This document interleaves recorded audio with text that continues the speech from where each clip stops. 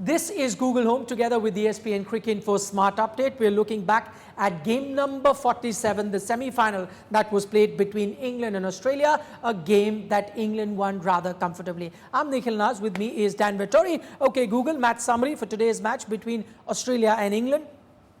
England beat Australia by 8 wickets.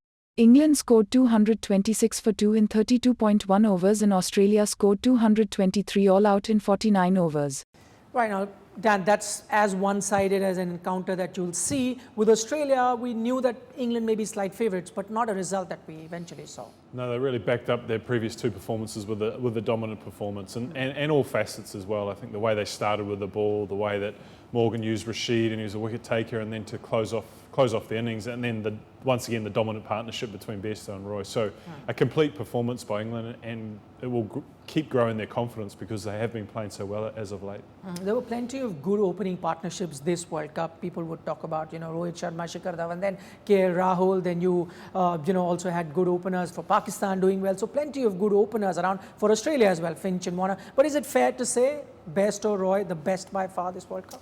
It's been a tournament of openers, not only opening batters and opening bowlers, but in terms of the batters, I think Roy and Bairstow, you look at them as a package, and they far exceed some of the greatest one-day partnerships in terms of how much they average for an opening partnership. So they're one of the big reasons that England are in this position, and I think it's all about Jason Roy as well, because you could see the team look slightly differently when he wasn't in there, and he brings back that confidence with him, takes some pressure off the rest of their batsmen, and just is the catalyst for everything good for England. All right, now we know and we can confirm that we will have a first-time winner at this World Cup, because New Zealand play England, both teams that haven't won a World Cup. Okay, Google, what was the score in the last match between New Zealand and England?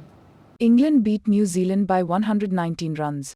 England scored 305 for 8 in 50 overs and New Zealand scored 186 all out in 45 overs.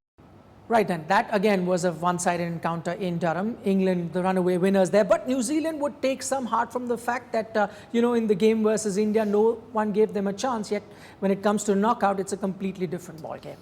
Yeah, they'll quickly put that result behind them, and I think they'll take the confidence of the India game. And I think the whole way through, all these top four teams have always been confident that if they turn up and play well, they can beat anyone. But if they don't play well, then they know they're going to be up against it. So it's simply about New Zealand playing well, understanding the conditions at Lords, because once again we could see something different, and that's played a big part in the tournament so far, the pitches. So the reading of the conditions, some confidence, and backing themselves to get through to a maiden victory. I'm sure the New Zealand players must have seen the semi-final and how dominant the English team was. Will it have some sort of residue left in their mind? I don't think so, because all you have to do is look at the way that India played before New Zealand played them, and they were looking dominant and impressive. And I just think New Zealand will internalise everything. They'll look at themselves and how they're going to be at their best, and I think that's the attitude they'll take into this game.